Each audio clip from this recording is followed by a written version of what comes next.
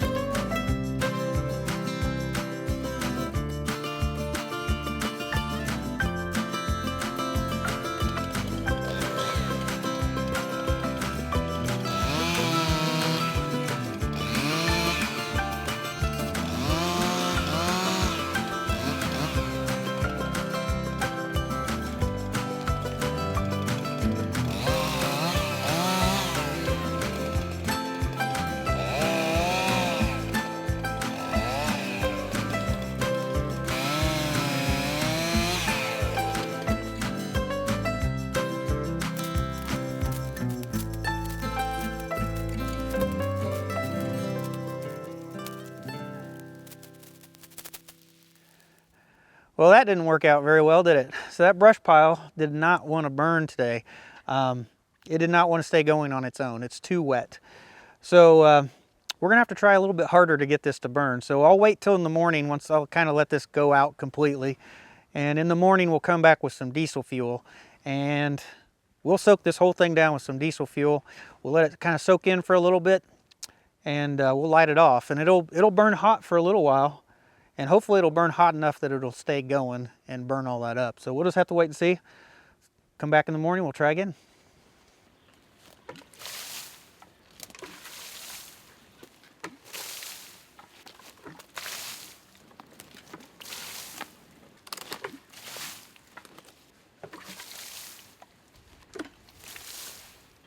So I know there's a lot of people going to be watching this from all over the country, all over the world. And where we are right now, this is Southern Illinois, and this is perfectly legal to do in the county and where I live. And I did call the sheriff's department, the county sheriff's department yesterday, and I let them know that we're going to be burning. They have the address, they have my cell phone number, and basically if anybody calls, you know, like the fire department or anything and says there's a fire, they're going to call me first and make sure everything's under control, and they're not going to send any fire trucks unless I tell them. Basically, it's perfectly legal, but we're going to let this just soak in for a little bit, and we'll go ahead and light it off.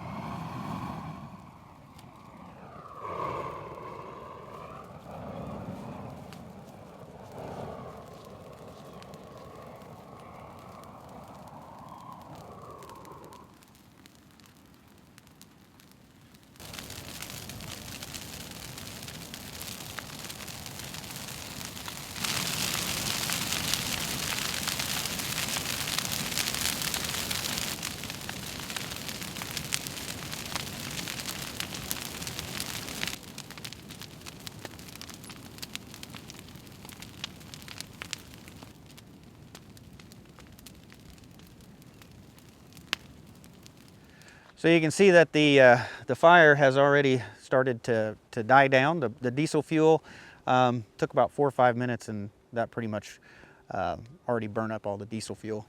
So the fire started, it is going. It's not a really strong fire. You can see the majority of the fire is kind of like right there. And the rest of the stuff around the edge is really loose stuff. It's not packed in tight, and it'll probably start going out. And we'll probably have to pick up these branches. We'll have to throw them on top of the main pile and try to keep this thing burning. And like I said, this is something that is legal here. Landowners and homeowners can burn trees and brush that was from their property. Now, when I lived in town, of course, I couldn't burn in town. So we don't live in a town. We live out in the country, so we're kind of on county rules and state rules, and it is legal to do that here. So I know a lot of people are going to think that this would spread or cause a forest fire, and you know, that is maybe common in other parts of the world, but right here where we are, kind of forest fires aren't a thing. You know, that's not a typical thing. More of a prairie fire or a field fire or something like that would be more common around here. And behind the brush pile is the overflow from the pond comes back there, so that is a pool of water on the backside. So it's actually water right behind it, so it can't really spread along the ground in that direction. So I know that you know, a lot of people would think this was dangerous, and it would be, I'm sure, in a lot of places. But around here, everything is so wet and moist. You see how we couldn't even keep it going yesterday. You know, fires are typically, a burn ban around here is very rare. So I'll go ahead, and once this dies down, we'll start throwing the brush back on top.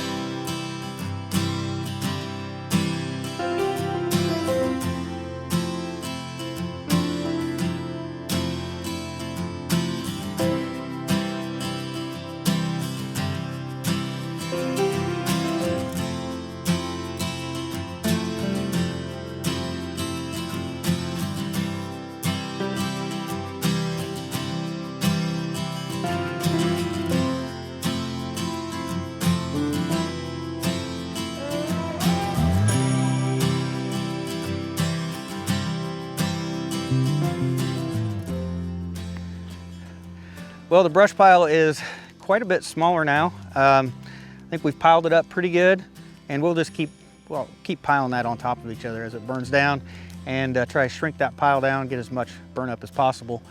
So I do have a clear path now for you probably won't be able to see it in the camera, but behind the smoke, there's a fence post up there. Then we need to run straight down here toward this camera. And it is clear enough now that I can run a string from there to this post behind the camera and actually lay out my fence post, start drilling my holes and building my braces and everything for this last stretch of fence. But I will have to wait for the fire to, I'll have to wait for the fire to be done, or I'll melt my string. But at least I've got a clear path now. And it's still pretty early in the day, so hopefully I will be able to at least get some more done and get some of these fence posts that is behind me. Maybe I can at least get some of those in the ground today. So here's the logs from the honey locust tree that I'd cut down, and you can see these huge thorns that grow onto here. They sometimes grow in clusters, But these will go through your foot, through your boot, into your foot. They'll go through a tire.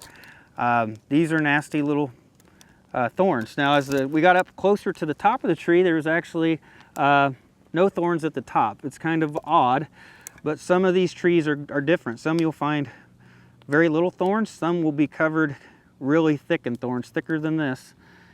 And they vary from tree to tree. So I did end up killing the stumps of these locust trees to keep them from growing back. I used Tordon RTU, and that seems to work good for me. But the thing about these locust trees is they will actually grow back from the roots.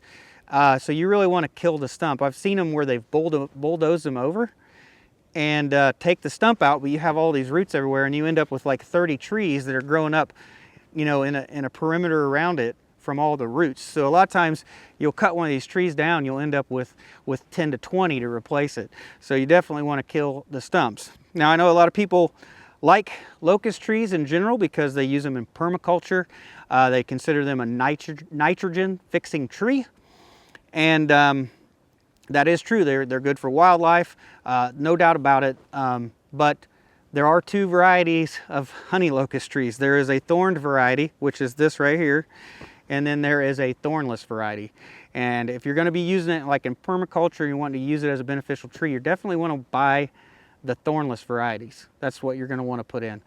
You'll get all the benefits without the thorns. So these thorns, I will say there's a weird thing about them. I don't understand it, but if you get poked with one of these thorns, it will kind of blister up. And I actually, one time I was cleaning up some limbs, and somehow I got a thorn to go all the way through my insulated bibs, through my pants, and then about probably an inch and a half into my leg. I mean, this whole thorn was all the way in my leg. And I couldn't move because it had stapled my pants and my bibs to my leg, so it was my clothing was stuck to my leg, and I had to reach inside of my bibs and actually pull out to get that thorn out of my leg. And my leg ended up swelling up real big, turned red. I ended up getting like a fever of about 101 for a day or so because I had an infection in my leg from that thorn. And yeah, there's something about these thorns. When you get poked with them, your body reacts very badly to it. So they're not fun to have around, that's for sure. So on the back side of the brush pile, this is the overflow of our pond. So there's actually another little pond that's back here. It's not very big, just a small little pond. And then over here you can see that's the brush pile burning right there. And for those of you who have seen this before, I want to show you a little closer look at this overflow pipe. Can you see how it's rotting out? This is a big metal pipe and it's rusting through.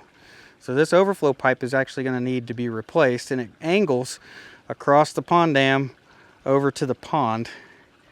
And I don't know, you might be able to see my fence post. So my fence post is right there, and it actually, the fencing should be out of the way.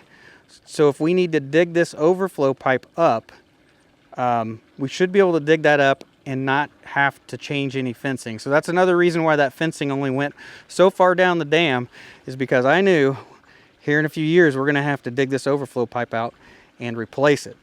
And that'll be an interesting task when we do that, because we may have to drain the pond down a little bit, or we may have to wait for it to be really dry. So it seems like videos kind of get repetitive through the years. We bought this property September 30th of 2015. So we've been making over 4 years worth of videos on this property. And we've had several videos that probably had brush piles burning or stumps or different things like that. And we do try to burn a brush pile at least once a year. Probably a brush pile gets burnt. I do prefer to do it in the winter time, because that's the time everything around here is just muddy. Everything stays wet, it stays moist, it stays muddy. And it's kind of makes it impossible to burn anything. And I think that's a good time to burn. Less chance of catching anything else on fire. But hopefully this will burn up over the next few hours, and then hopefully I can start at least getting some fence posts in this year for this last run of pasture fence. I know now that, you know, I got to go back to work tomorrow, so I'm not going to get this fencing done before the end of the year like I'd hoped, but I will be pretty close, and hopefully, you know, beginning of January we'll have this fence done, and we can finally get a couple beef cattle to feed out here in this pasture. So anyway, I think that's it for today's video, guys. So thanks for watching. I'll see you in the next one.